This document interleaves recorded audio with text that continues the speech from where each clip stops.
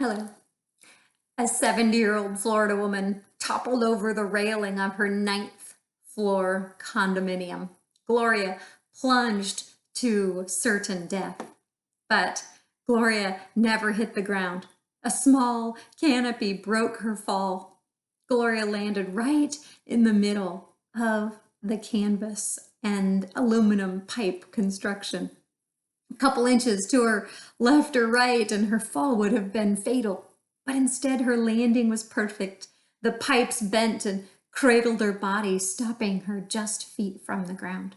When does a 9-story fall not kill you? It's when you make a perfect landing, right? The Bible tells us that to sin is to fall from a very great height. And how do we survive such a fall? Our only hope is to make a perfect landing, cradled in the arms of Jesus, our sovereign Savior. Noah was a stellar witness for God, but then Noah nosedives. And the whole world then unified to defy God and then was scattered. These things, people fall, they fall beyond what you could ever think or imagine, but God is sovereign. One of my favorite attributes of God knows everything. He is surprised by nothing we do. God sovereignly knows we will fail and we fall. God sovereignly has a restoration plan in Christ Jesus to help us not just survive, but thrive. God's sovereignty prevails for humanity's eternity. The ultimate will and the purpose of a sovereign God will always be accomplished. When we do not believe in God's sovereignty, we will try to maneuver God to achieve our plans. But when we believe in God's sovereignty, we trust God intends everything to further showcase his glory to the world. Nothing is wasted. And this anchors you and me in life's confusion and pain. Through our nosedives, we showcase God's amazing grace when we recognize that we land over and over and over into the faithful, sovereign hand of God. Would you please open your Bible to Genesis chapter 9, and please pray with me as we explore God's sovereignty on display in these chapters. Sovereign God, we love that you know everything. Everything is in your control. Everything in this world is held by you, and everything that is happening, you are intending for your glory and the ultimate good of your people. And so we're so grateful. And we pray this as you reveal this to us in these chapters. In your name, Jesus Christ. Amen. Well, Noah was a bright life on the dark canvas of evil humanity, wasn't he? So it's so sad to read of this guy with such an incredible faith to fail so badly. But God intentionally uses every word he preserved in the Bible to help us mature in faith through Christ Jesus. And throughout Scripture, God uses real people to showcase God's infinite grace and mercy. In chapter 9, verse 20, it talks about Noah's career move. Scripture has told us Noah was a preacher, a shipbuilder, a zookeeper, and now at 600 years old, Noah begins to farm the soil. If you don't know what you want to be when you grow up, Noah says, no problem. You've got plenty of time to see where God takes you. Now, Noah's family was fresh off the boat, and in that moment, they test God's grace, don't they? In verse 21, Noah is the first man in Scripture to be drunk. Consumption of wine is not a sin. God, however, wants us to be under the influence of his Spirit, not influenced by spirits. Our freedom stops when we cause someone else to stumble, or of course, when we stumble ourselves, right? So who is watching you? Who is watching you? God's love dictates we sacrifice our freedoms to keep from causing someone else to stumble. Freedom in faith humbly seeks God's approval. Freedom in faith humbly seeks God's approval. So on these types of social issues we face today, will you hold these things that we do have as freedoms, hold them up to Scripture and let God reveal truth to you. Let God reveal how you should navigate these specific issues. If you have stumbled, or if you cause someone else to stumble, repent and return to God. God is sovereign, and his sovereignty prevails over our failures. God designed the victorious Christian life as a series of new beginnings. In verse 22, we see the response of Noah's sons. Ham exposes his father's failure, and Shem and Japheth have a desire to protect their father's reputation. Love covers a multitude of sins. When someone sins and repents, trust that they are right with God and move on. And of course, let them move on as well, right? Don't hold on to their dirty laundry just because you found out about it. Aren't we grateful for people in our life who stand tall for our reputation? It made me think of how I speak of my husband. At 25 years married, this guy delights me. He makes me laugh most all of the time. And sometimes he does pretty silly things, most of which I find very humorous and I want to share with others. But it might not always cast him in the best light to someone who doesn't know how brilliant and compassionate Dennis is as well. I've become more conscientious of the stories I share and the message I send about my husband. Out of the whole world, God called me to be his wife. I need to honor him, unlike any other person would.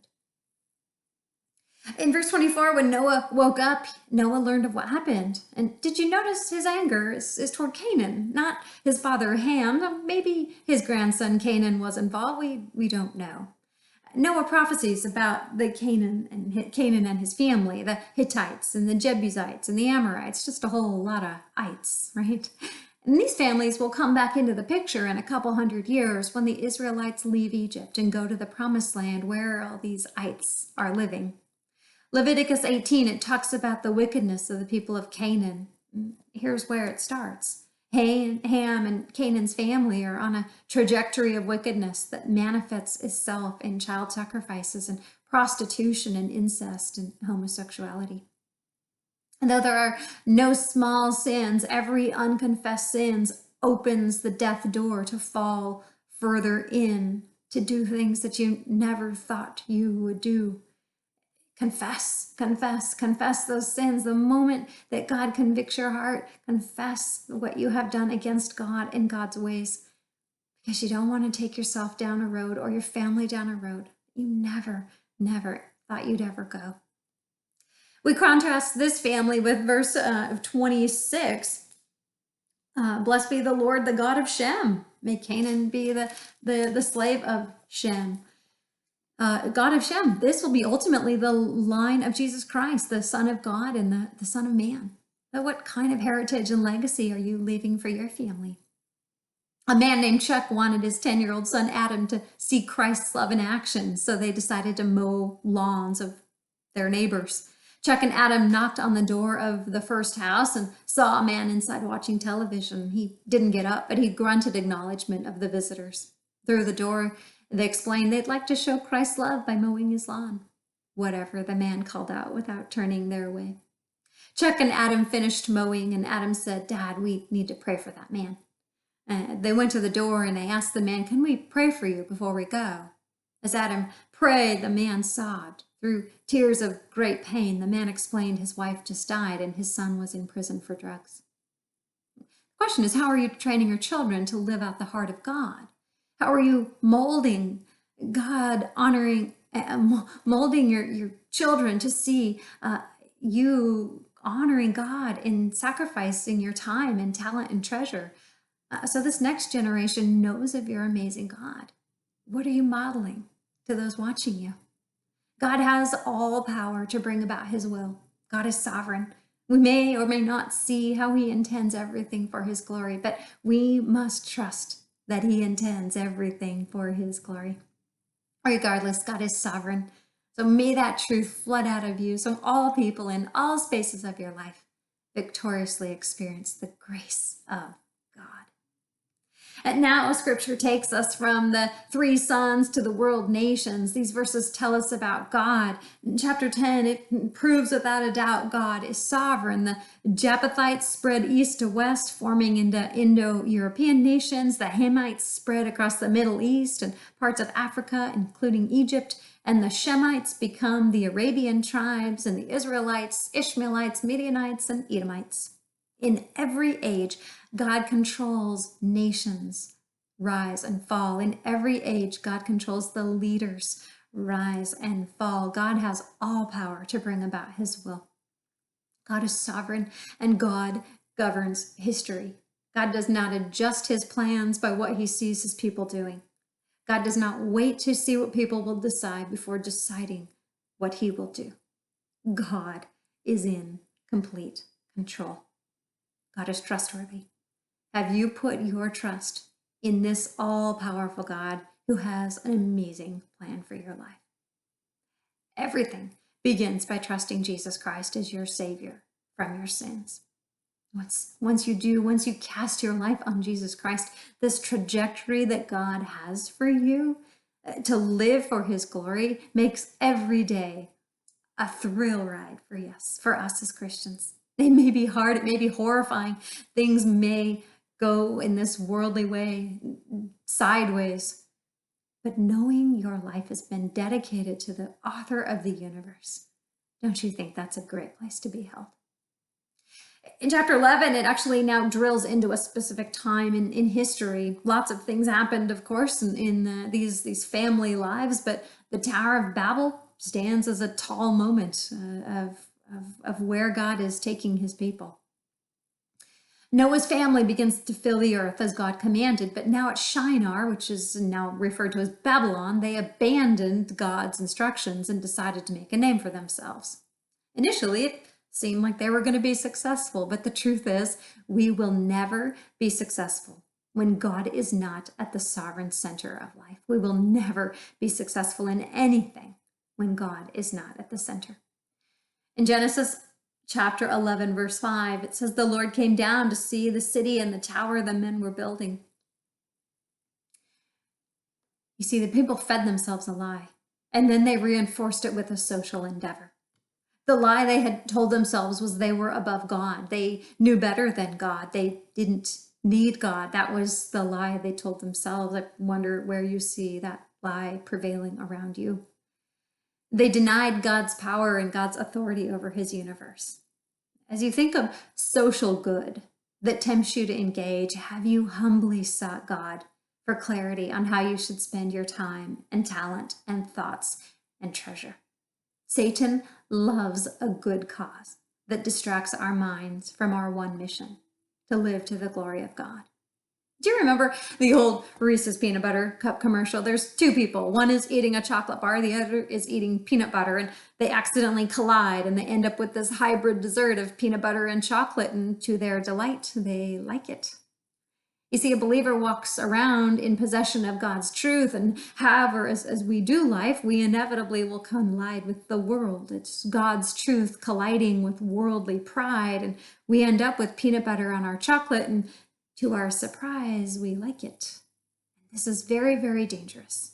We cannot hybrid God's truth with man's prideful ideologies about life. How much pride and selfish worldly influence have you allowed to mingle with your faith? How much pride and selfish worldly influence have you allowed to mingle with your faith? Anything we do to make a name for ourselves is going to fail. So search your life and your thoughts for what you are doing to make a name for yourself. I struggle with this at work. I'm in sales. It's all about what have you done for me today, both by my customers and by my management. It is so tempting to build a big, shiny business by all I do for my employer and my customers, instead of remaining low and humble and raising God up. But God is so merciful, isn't he? He stops plans that don't magnify him. He scatters them, in this case, in Babylon, all over the earth, just as he initially had told them to do. That was his plan. God is sovereign. Nothing stops God. And so here's what I pray you believe. God's eternal will always be accomplished. God's eternal will always be accomplished. Will you please pray with me? God, we're so grateful that you are fully and completely in charge, that nothing questions what you are doing. There's no reason for us to question what you are doing, because your ways are good and purposeful. Your ways are driven toward eternity, an eternity that we cannot help but love because you are there and you are creating it for us. So we ask in the small things today, in the little decisions that we make, that we remember you are sovereign. In the hardships and the things that seem like they're towers of Babel that don't honor you and that we get swept up in, we plead for forgiveness in that. And we ask you to redirect our paths so that we are on the path you intend that will bring you most glory. We thank you for these stories in the Bible that showcase your complete sovereignty. In your precious name, Lord Jesus Christ. Amen. God bless you.